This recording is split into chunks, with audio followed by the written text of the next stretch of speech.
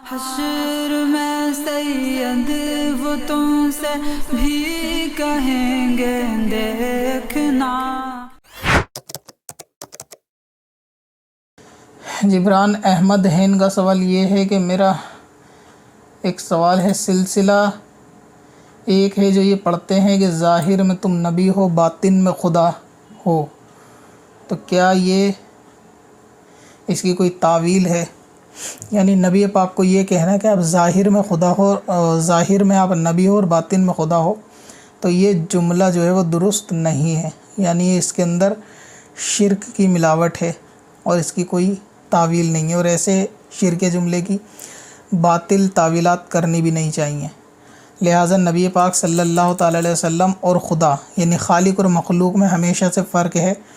مخلوق مخلوق ہی ہے، وہ ظاہر میں ہو یا باطن میں ہو، جسمانی ہو یا روحانی ہو، وہ مخلوق ہی رہے گی، اور خالق خالق ہی رہے گا، اس کی کوئی بھی مخلوق برابر نہیں ہو سکتا۔ اسی طرح نبی پاک کو یہ کہنا کہ آپ ظاہر میں ہدایت کے لیے آئے ہو، نبی ہو، پیغام لے کر آئے ہو، نئی شریعت لے کر آئے ہو، اور حقیقت میں آپ ہی خدا و معاذ اللہ، تو یہ بالکل شرکیہ عقیدہ ہے، اور یہ کوئی با عمل عالم دین یا با شرع صوفی عقیدہ نہیں رکھتا ہوگا۔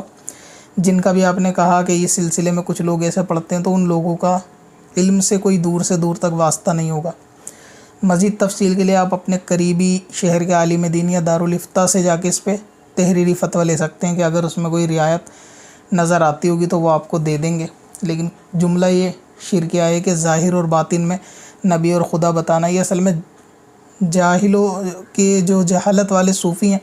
ان لوگوں کا یہ جو ہے نا مشغلہ رہتا ہے، اکثر لوگوں کے اندر طریقت کے نام پہ، صوفیزم کے نام پہ اس طریقے کی باتیں عام کرتے ہیں۔ تو نبی ظاہر میں بھی نبی، باطن میں بھی نبی، ٹھیک ہے۔ ظاہر باطن میں اگر ڈیفینیشن کرنی ہے تو کچھ اور بہت سی ڈیفینیشن کی جا سکتی ہیں جو صرف مخلوق کے لیے ہی ہوتی ہوں، لیکن باطن کا مطلب یہ کہ ان کو یہ کہنا کہ باطن میں آپ خدا ہو، تو ایسا نہیں ہو سکتا، ٹھیک ہے۔ تو خدا ہونا، اللہ تبارک و تعالیٰ خالق ہونا، یہ سب چیزیں بالکل الگ ہیں، اور باطن میں ظاہر میں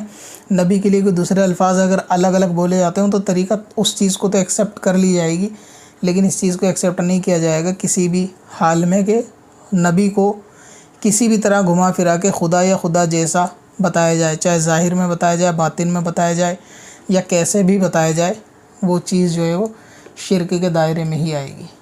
چل تجھے بھی بخشوا دوں، تیری باری